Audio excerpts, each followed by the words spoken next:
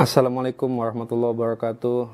Welcome back to my channel. Setelah setahun kita nggak ketemu, lebih kurang setahun kita nggak ketemu, saya balik lagi dan kali ini saya akan membahas tentang isu pekerja migran Indonesia.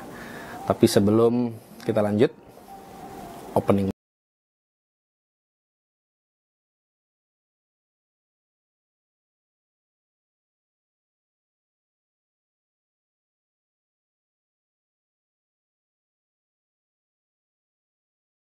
Kalian yang dapat tawaran kerja di luar negeri, please perhatiin dan ikutin video ini sampai selesai. Kalau ada orang siapapun yang datang ke kalian dan kemudian menawarkan pekerjaan di luar negeri, yang harus kalian perhatikan pertama adalah benar nggak tuh informasi tentang penempatannya, tentang tawaran kerjanya. Itu dulu. Dan sebelum sampai ke sana, teman-teman semuanya harus dalami, harus gali informasi yang disampaikan. Misalnya, dia nawarin kerja di satu negara, sebut aja misalnya Turki. Ada tawaran kerja di Turki. Sebut atau tanya kerjanya kerja apa, gajinya berapa, kontrak kerjanya seperti apa. Kemudian hak dan kewajibannya apa, berapa jam dalam satu hari harus bekerja, dan lain-lain. Dalami. Setelah teman-teman dalami informasinya, coba cari informasi pembanding, ya. Cari informasi pembanding sekarang bertebaran di internet, bisa teman-teman cari informasinya, bisa teman-teman pelajari. Benar nggak tuh ada pekerjaan? Atau tanya kotanya di mana? Setelah disebutkan kotanya, coba cari di internet, kota itu benar nggak di Turki, atau jangan-jangan di negara lain yang bukan Turki tentunya, atau kota itu bahkan mungkin di wilayah yang sangat berbahaya untuk didatangi misalnya. Jadi teman-teman harus gali itu. Setelah teman-teman gali, cari informasi pembanding lainnya. Datang ke dinas kerja, dinas ketenagakerjaan dan BP2MI setempat yang ada di dekat kampung teman-teman semuanya. Tanyakan, saya dapat, konsultasikan, saya dapat tawaran kerja ABCD, itu benar atau enggak. Kalau sudah terkonfirmasi benar, teman-teman juga jangan cepat percaya juga. Yang harus dilakukan kedua adalah perhatikan prosesnya benar atau enggak. Prosesnya itu benar atau enggak bisa pertama banget yang harus dicek. Dokumen yang diterbitkan, paspor. Nanti teman-teman akan dibuatkan paspor itu, diterbitkan secara benar atau enggak. Proses wawancaranya, pakai diminta berbohong enggak ke petugas imigrasi. Kalau sudah diminta berbohong, tinggalkan itu tawaran. Please tinggalkan. Misalnya, nanti mbaknya kalau diwawancara sama petugas imigrasi, bilang aja mbak ya, buat jalan-jalan. Udah, lupakan itu. Kalau udah begitu udah nggak benar. Dari awal dia udah bohong. Berarti ada yang nggak benar. Kedua, pakai pelatihan nggak? Kalau sebelum keberangkatan tidak ada pelatihan, tidak ada pembekalan tentang kerjanya nanti seperti apa, kemudian pembekalan tentang bahasa setempat, udah nggak benar. Berarti itu adalah indikasi kuat itu nggak sesuai prosedur. Yang ketiga, teman-teman nanti berangkat pakai visa apa? Itu juga harus dicek visanya. Kalau visa kunjungan, visa turis, visa transit, udah pasti itu bohong. Udah pasti itu bukan penempatan yang prosedural. Yang keempat, teman-teman harus sudah punya kontrak kerja sebelum berangkat. Dilihat dulu kontrak kerjanya. Kalau tidak ada kontrak kerja, batalkan. Itu adalah awal petaka, awal musibah, awal bencana bagi teman-teman kalau berangkat tanpa kontrak kerja yang jelas. Saya ulangi lagi, itu adalah awal bencana buat teman-teman. Ini sekarang beredar banyak banget kasus-kasus yang kami tangani di Kementerian Luar Negeri. Isunya selalu seperti itu, dari dulu nggak berubah-berubah. Dan semua diawali dengan penjahat-penjahat yang ada di Indonesia. yang tega ngirimin sesama WNI, tega ngirimin saudaranya bahkan keluarganya ke tempat yang tidak seharusnya mereka berada gitu. Itu ya, yang keempat sudah saya sebutkan. Selanjutnya adalah pastikan bahwa negara yang ditawarkan itu, tempat bekerja teman-teman semua, bukan negara-negara Timur Tengah. Negara Timur Tengah itu mana aja sih? Teman-teman bisa baca di internet, banyak banget. Saya bisa sebutin, tapi banyak banget gitu. Tapi yang populer lah ya, yang populer. Yang populer itu yang banyak itu misalnya Arab Saudi. Itu masih belum boleh. Kalau teman-teman ditawari Arab Saudi, dijanjikan Arab Saudi itu udah pasti ilegal. Sementara ya, sampai video ini saya buat masih belum dibuka penempatan pengiriman PMI yang ke Arab Saudi. Kemudian Dubai, Abu Dhabi, UAE lah ya, Uni Emirat Arab itu banyak. Ada Sharjah, ada Ras Al Khaimah, ada Fujairah, ada Al Ain. Semua yang di UAE itu masih belum boleh dikirimkan PMI kita ke sana. Irak ini teman-teman bukan cuma Baghdad ya. Kalau dengar yang namanya Erbil, kalau dengar yang namanya Sulaimaniyah, Dohuk, itu juga Irak, dan itu masih belum boleh. Teman-teman berangkat ke sana pasti menggunakan visa kunjungan.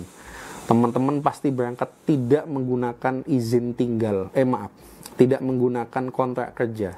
Teman-teman berangkat pasti tidak melalui pelatihan dan pembekalan. Udah pasti 100%. Karena kita nggak punya perjanjian kerjasama penempatan PMI dengan Irak. Artinya teman-teman kalau berangkat udah pasti ilegal.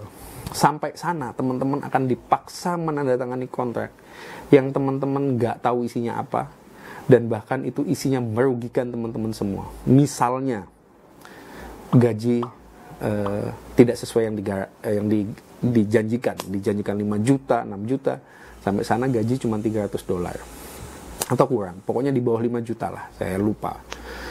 Kemudian teman-teman akan diikat oleh kontrak kerja yang mana isinya nanti kalau teman-teman tidak selesai 2 tahun kerja di sana, udah pasti teman-teman akan diminta uang denda, nggak bisa pulang. Teman-teman akan diminta denda, ganti rugi yang itu bisa sampai puluhan juta, 70-80 juta.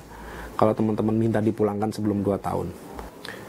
Oke, ini sekarang kalau misalnya tidak sesuai dengan prosedur seperti itu teman-teman, hal lain yang bisa kalian lakukan di awal banget adalah meminta data selengkap-lengkapnya terkait dengan sponsor dan agen pengirim. Saudara-saudara semua, teman-teman semua, sebelum berangkat misalnya ada seseorang yang datang mengaku sebagai sponsor, siap mempekerjakan teman-teman, minta fotokopi KTP-nya, minta alamat lengkapnya, kalau perlu datengin. Kalau misalnya dia masih satu kampung, satu kota, datengin. Foto, tanya ke RT-nya kalau perlu. Ini benar orang sini enggak? Dia ngontrak atau orang asli sini? Tanya sedetail-detailnya terkait dengan sponsor. Ini penting banget. Karena dia adalah orang pertama yang bertemu dengan teman-teman semua. Dan dia adalah orang pertama yang bertanggung jawab atas keselamatan teman-teman nanti kalau teman-teman sudah ada di luar negeri. Cari datanya, bawa ke kantor kelurahan kalau perlu, minta difasilitasi kepala desa atau lurah setempat untuk gimana caranya semua proses itu diketahui oleh pemerintah desa dan kelurahan. Setelah itu, minta diantar ke PT yang akan memberangkatkan. Di mana? Di Jakarta, antarkan saya ke sana. Di mana dia? Di luar kota jauh, nggak apa-apa, antarkan. Sampai sana, minta hal yang sama. Semua dokumen-dokumen keabsahan tentang perusahaannya, tentang PT-nya, tentang orangnya, pemiliknya, minta semua dokumennya, cari alamatnya, foto rumahnya, segala macam, selengkap-lengkapnya. Kalau perlu minta kartu keluarga kalau perlu. Jadi teman-teman tahu kalau dia hilang, teman-teman harus mencari istri dan anaknya atau siapanya yang satu kakak, itu lebih jelas. Nggak berlebihan tuh, enggak, bener.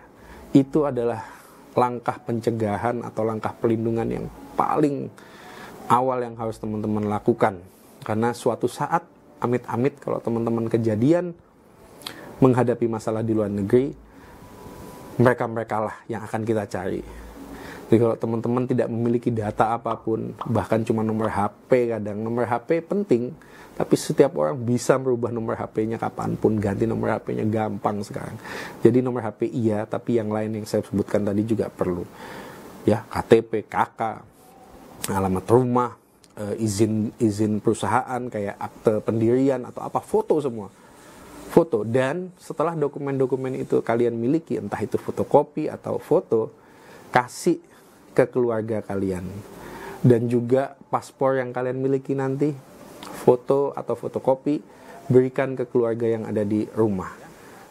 Itu semua kalian harus miliki, karena ujungnya mereka yang harus kita minta pertanggungjawaban. Teman-teman punya masalah di sana, minta dipulangkan, yang akan kita minta untuk bayar dendanya siapa? Bukan keluarga, bukan teman-teman, bukan pemerintah juga. Pemerintah nggak bisa bayarkan denda itu karena itu di luar kewenangan pemerintah. Ini adalah masuk terkait dengan perdata, dan sesuai peraturan Menteri Luar Negeri kita terkait dengan pelindungan WNI, itu tidak bisa dibebankan kepada negara, sehingga kita harus memberikan itu kepada orang-orang yang memang harusnya bertanggung jawab gitu, yang berangkatin, yang mulangin gitu. Jadi itu yang perlu kalian ketahui semua, teman-teman semua.